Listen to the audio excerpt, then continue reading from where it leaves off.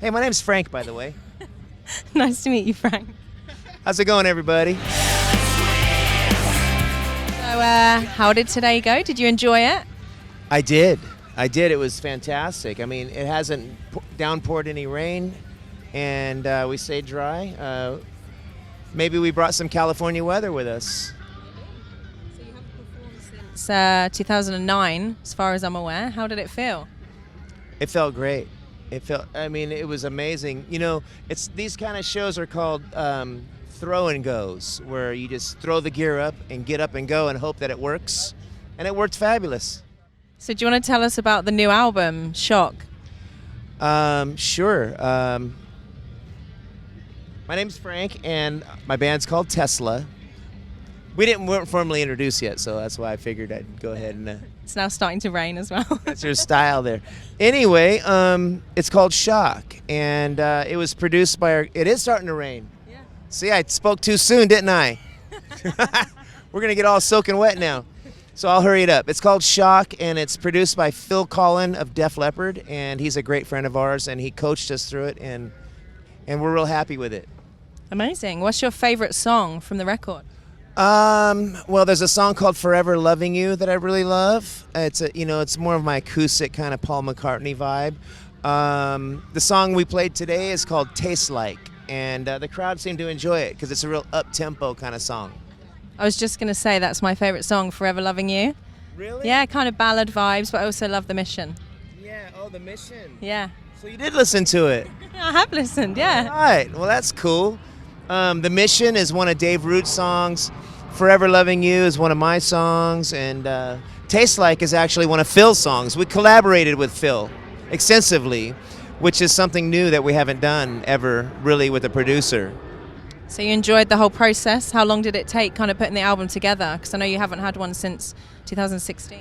We worked on it over the course of a whole tour, about a year, in pieces, on the road, in hotel rooms, dressing rooms, bathrooms, lounges of the bus, in pieces, in increments, and Phil did a great job.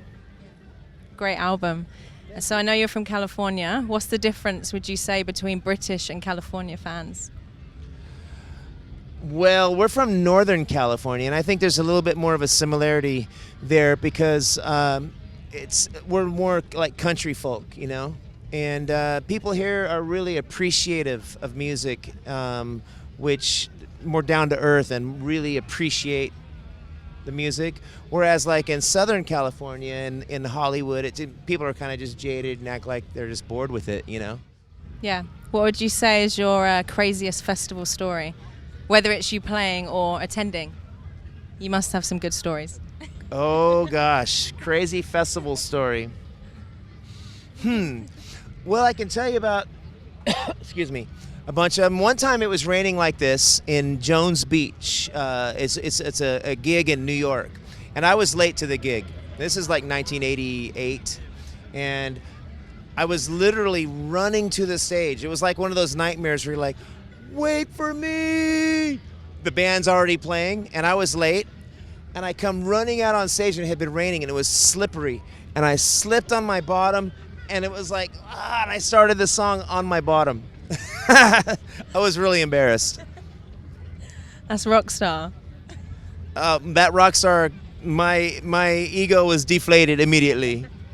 I have fallen down on stage many times. I'm a clumsy guy on stage. I don't know why. You're not clumsy in real life, just on stage?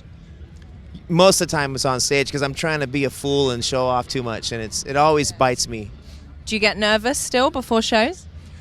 No, I get more anxious, like really raring to go, you know. But I have to admit, I was very nervous day before yesterday at Abbey Road Studio when we did a show there.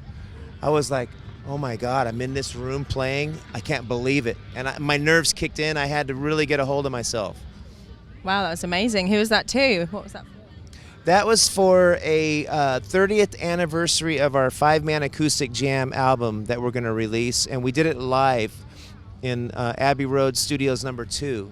And that's going to come out next year to celebrate the anniversary of the 5-man acoustic jam. Amazing. Are we good? Yeah, come rolling. Anything you want me to say before we start about uDiscover?